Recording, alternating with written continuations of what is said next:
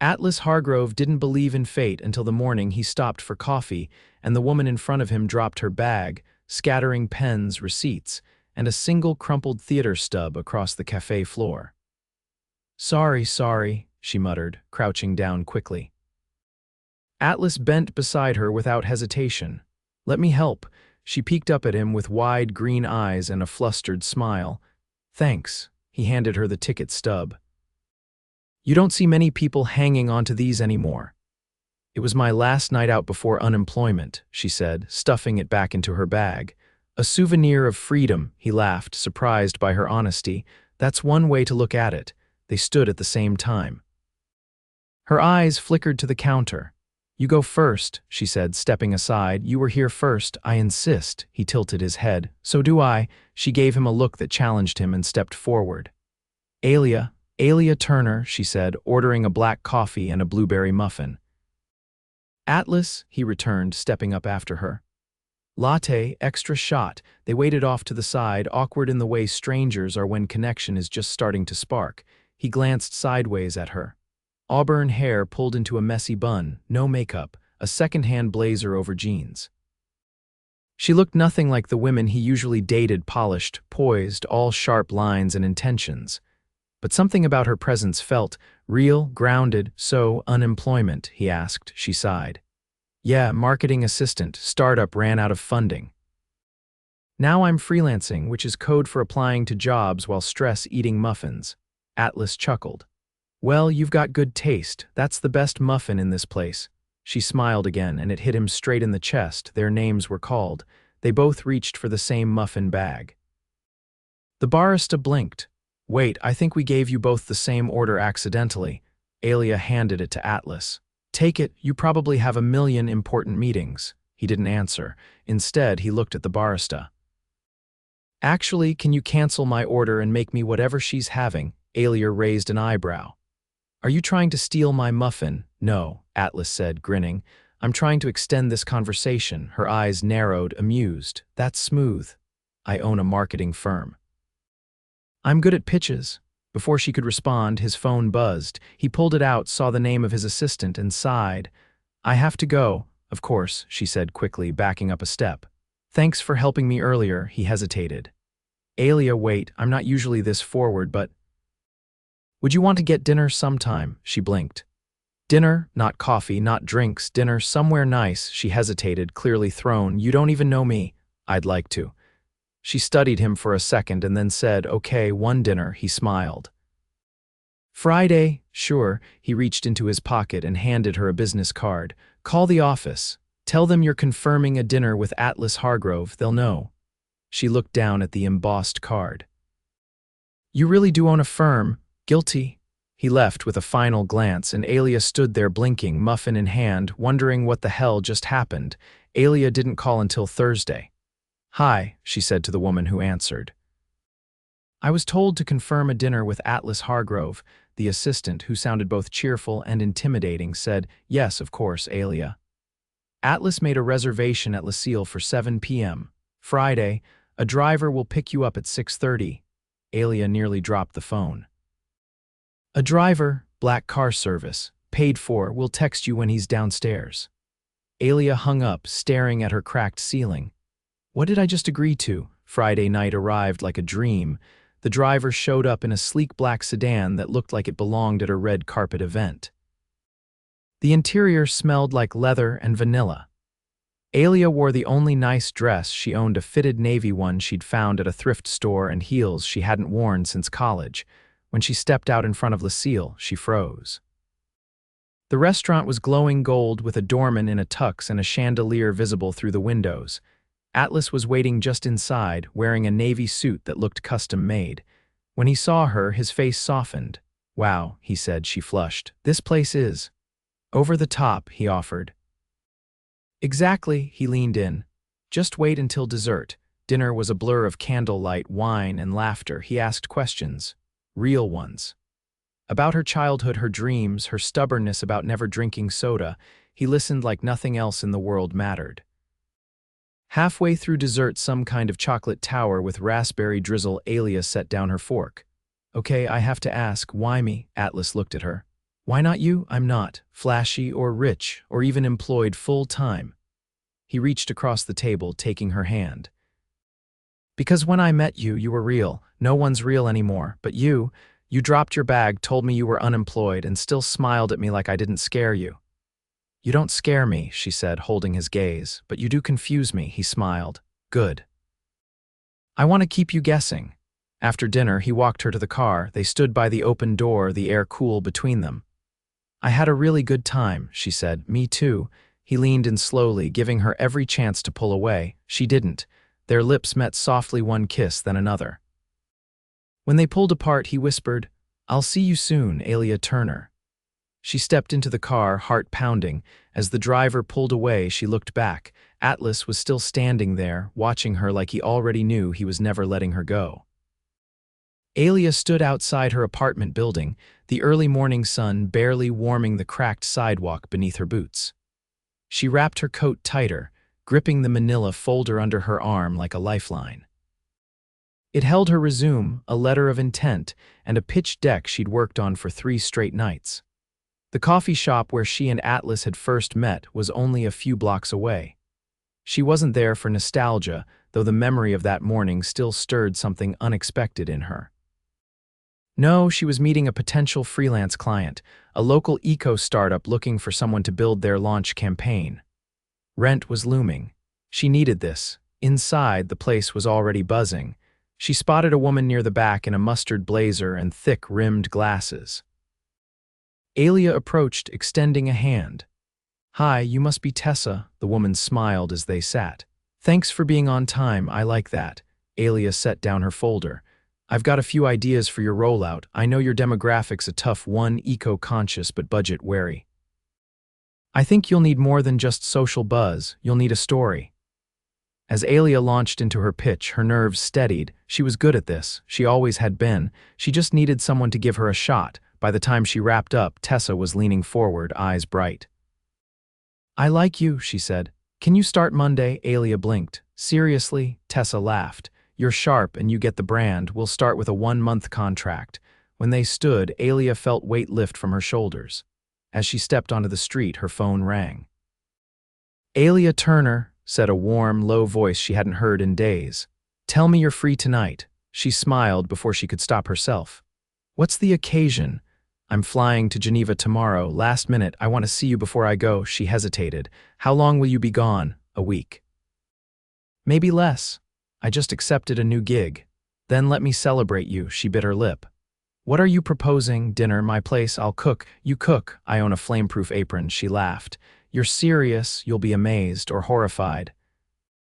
Either way, it'll be memorable, she agreed. That evening, Alia stood outside a high-rise she'd passed 100 times but never entered. The doorman opened the glass door with a polite nod, and the elevator whooshed her up to a floor so high her ears popped. Atlas opened the door barefoot, sleeves rolled up and a striped dish towel slung over his shoulder. The scent of garlic and something rich hung in the air. Welcome to my disaster, he said. Her eyes bounced from the art-lined walls to the open kitchen with sleek appliances and wine bottles resting in a built-in rack.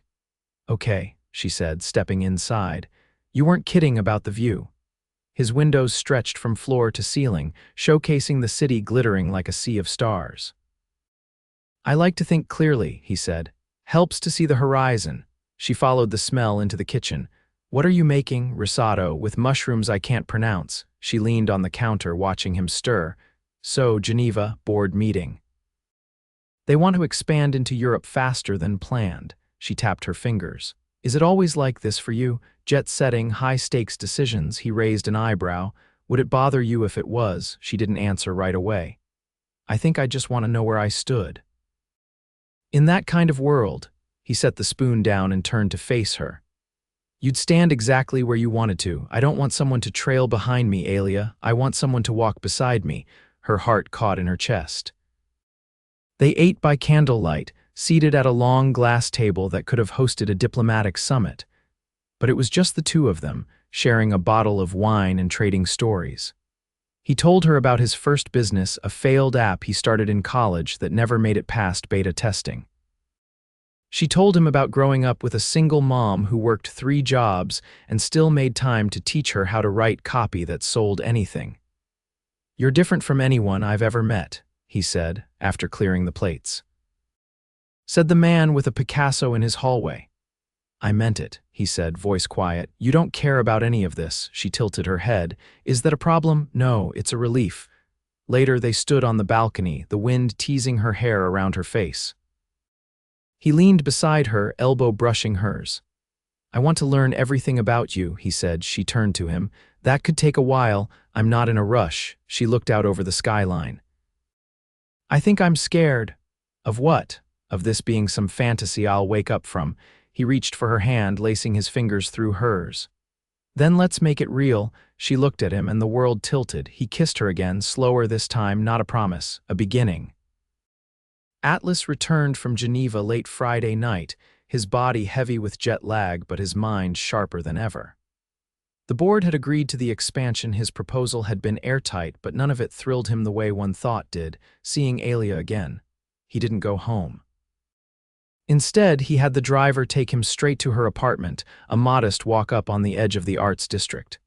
He buzzed her door only once. She opened it in pajamas and bare feet, blinking at him like he might be a dream. "You're back. I couldn't sleep," he said. "I didn't want to wait." She stepped aside without a word. Inside, her living room was cluttered with open notebooks and color swatches, a half-eaten bowl of cereal on the coffee table. A makeshift vision board leaned against the wall, covered in magazine clippings and handwritten notes. "I like what you're building here," he said, taking it all in. She crossed her arms, watching him. "Are you always this direct with you?" "Yes," she gave a quiet laugh, but her eyes stayed cautious.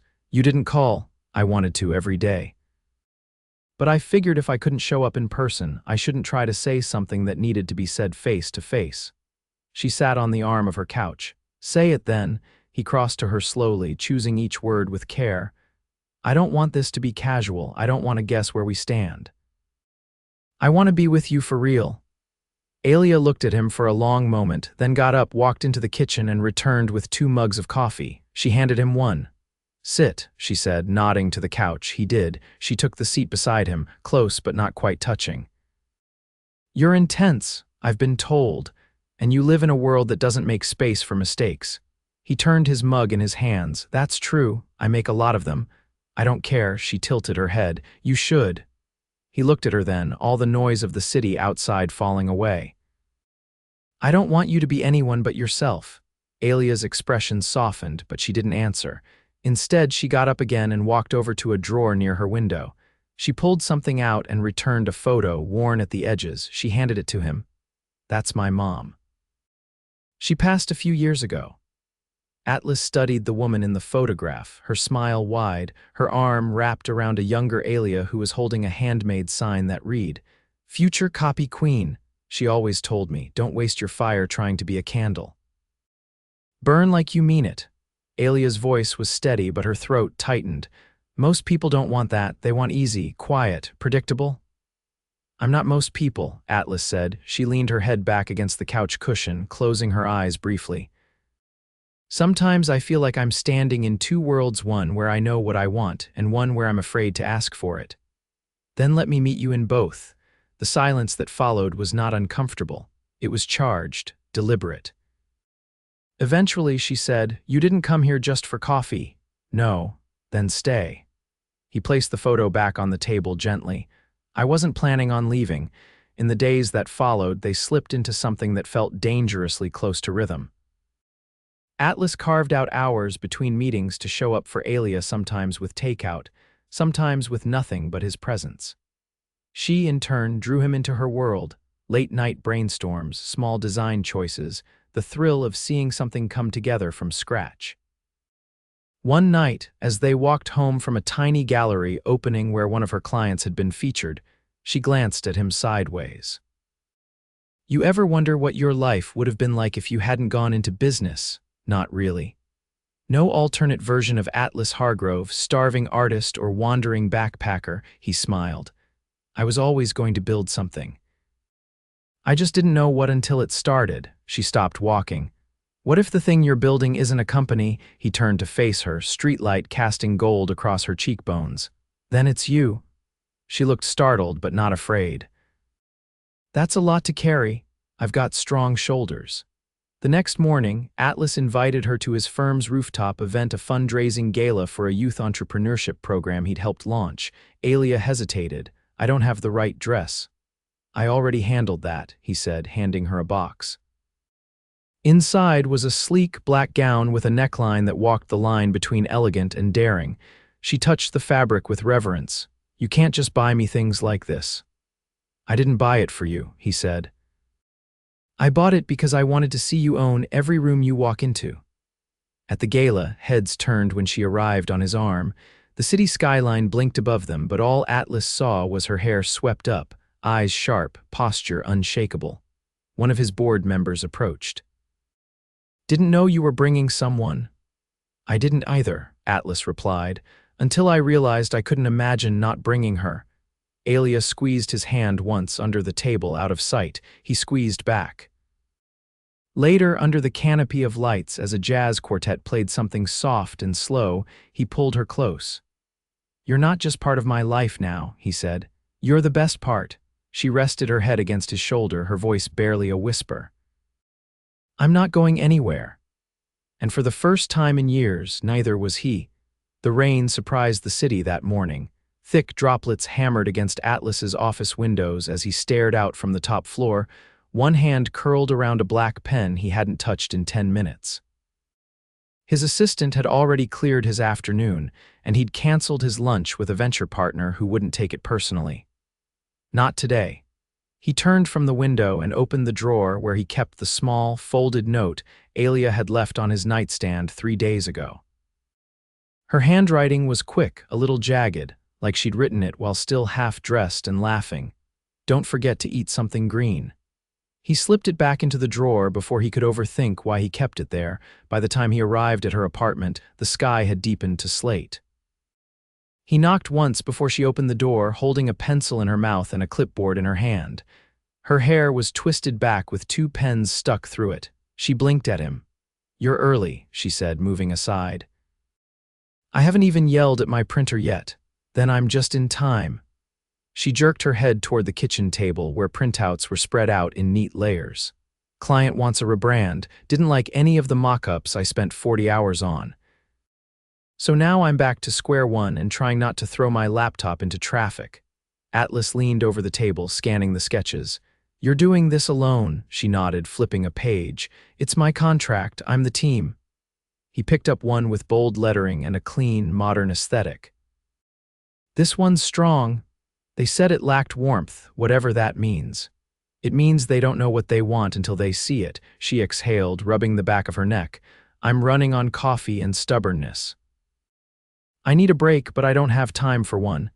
Then let me pull you out of it. I can't. I have a pitch in 2 days. Then give me 2 hours, he said. No suits, no pressure, just us. She hesitated, then glanced at the clock. Fine. But I'm not changing out of this. I didn't ask you to.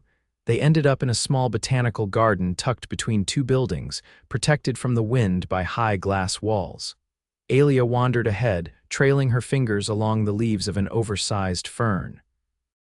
I used to come here in college, she said, back when I thought I'd end up in editorial design. Why didn't you? Reality, rent, grocery bills. I took the first job that paid and fell into the rest. He stepped beside her.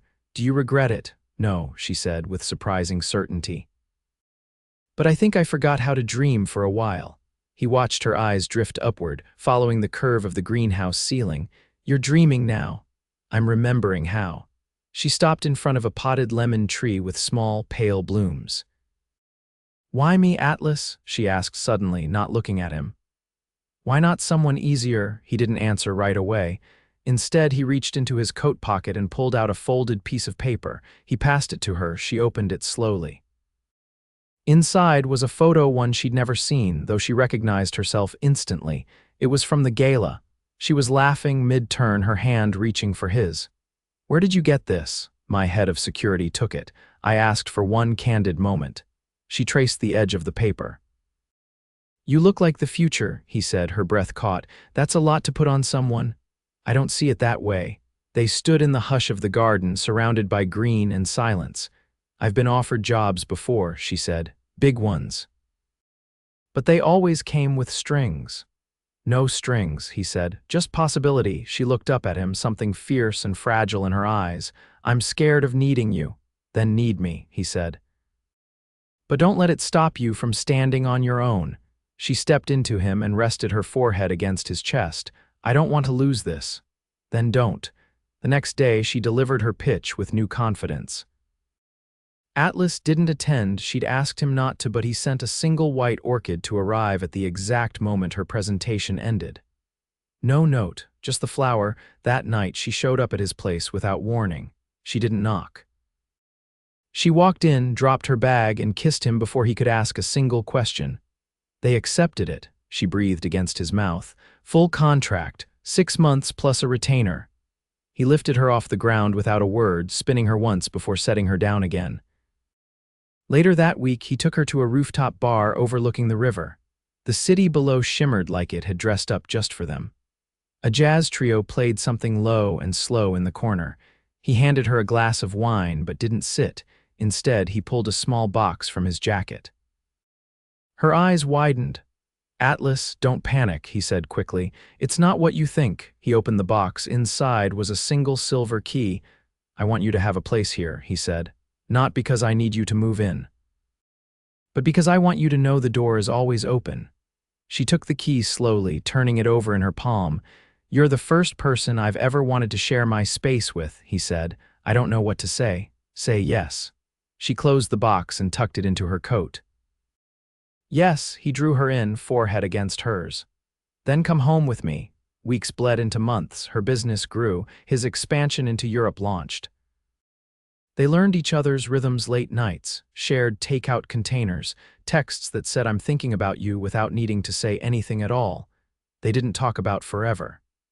They didn't need to. One morning, Alia made coffee while Atlas sat at the table, scrolling through client data. She set a cup beside him, then leaned down to press a kiss to his temple. You know, she said, we never did go back to that cafe. He looked up at her. Then let's go now, she raised an eyebrow. Right now, right now. They left the papers, the laptops, the deadlines. Back where it all began, they stood in line again.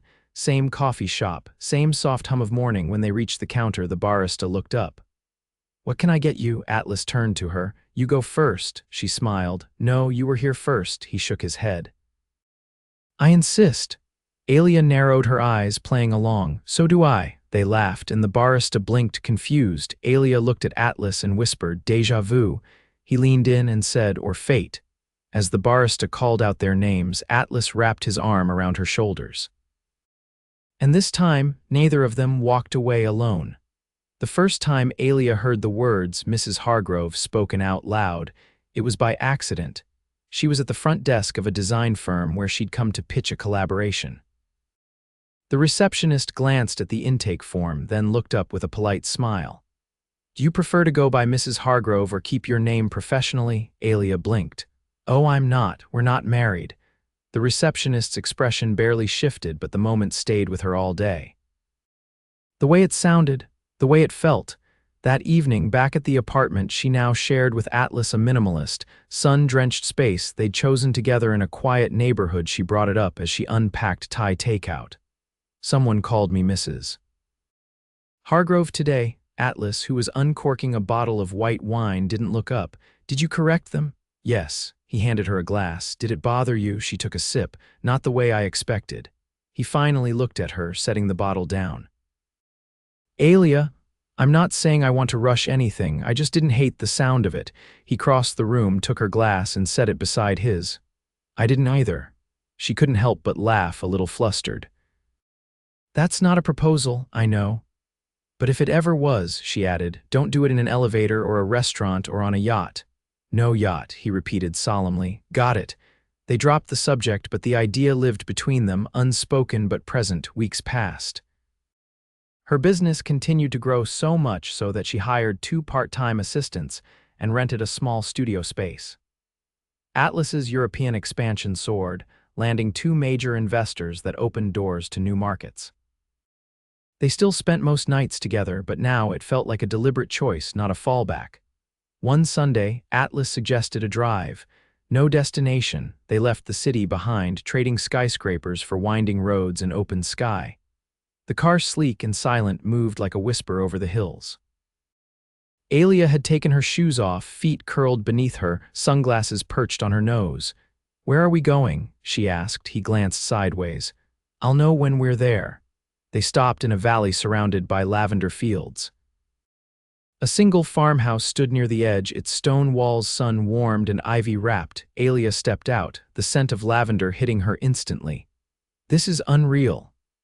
"I bought it last year," Atlas said casually, closing the car door. "Didn't know what for then, I do now." She turned sharply. "You're not serious." "I want this to be ours, not just mine." He walked toward the farmhouse, stopping at the door. "Come see." The inside was raw, exposed beams, weathered floors, sunlight pouring through tall windows, but it was beautiful, full of potential. "I want to build something here," he said. "Not just with architects, with you." Alia moved slowly through the space, running her hand along the wall, her thoughts racing. "You're asking me to leave the city. I'm asking you to have a place that's just ours. We don't have to live here full time." "But it's a start, a beginning," she exhaled. "You really don't do anything halfway, do you?" "No," he said, stepping closer. "Especially not you." She turned and pressed her forehead to his chest. "This scares me, I know, but I want it anyway." "Then let's start with that." They spent the rest of the afternoon sketching plans on a napkin from the glove compartment. She wanted skylights, he wanted a library. They agreed on a garden that would never be symmetrical. Back in the city, life moved forward. They hosted their first charity event together, a rooftop benefit for tech education in underserved schools. Alia designed the campaign, from the invitation layout to the digital rollout.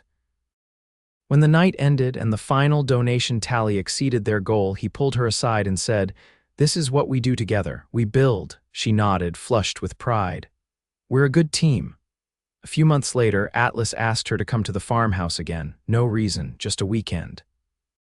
When she arrived, the house was transformed. Walls painted, furniture placed. The scent of wood polish and fresh linens filled the air. On the patio, under string lights and a sky scattered with stars, he waited. She stepped outside, wrapping her shawl tighter. "You've been busy." "I wanted it to be ready." "For what?" He reached into his pocket and pulled out a ring, not in a box, just in his palm. Simple, classic, hers. "This time I am proposing." She stared at him, heart pounding. "I don't need a ceremony or a guest list, I just need you. Say yes and we'll figure out the rest." "Yes," she said before he could finish. He slipped the ring on her finger. No yacht, she kissed him. Not even a paddle boat. They were married 3 weeks later, quietly in the garden under the arch she'd designed herself. A friend officiated. Her assistant cried. Atlas wore a navy suit with his tie crooked. She wore a gown she'd found in a vintage shop and a veil that fluttered in the breeze like it belonged there. Afterwards, they danced barefoot in the grass, no fanfare, no announcements, just them. The farmhouse became their retreat. When the city buzzed too loud, when deadlines pressed too hard, they escaped there. They planted herbs, hosted dinner parties, argued about paint swatches, made up under the covers. Years passed. Her agency grew into a boutique firm with clients across 3 continents. His empire expanded, but he never missed a date night. They disagreed, sometimes loudly, always with respect.